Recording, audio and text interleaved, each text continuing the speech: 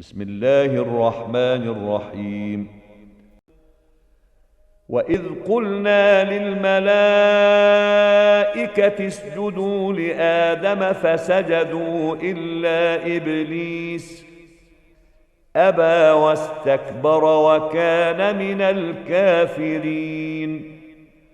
وقلنا يا آدم اسكن أنت وزوجك الجنة وكلا منها رغدا حيث شئتما ولا تقربا هذه الشجرة فتكونا من الظالمين. فأزلهما الشيطان عنها فأخرجهما مما كانا فيه وقلنا اهبطوا بعضكم لبعض عدو ولكم في الأرض مستقر ومتاع إلى حين.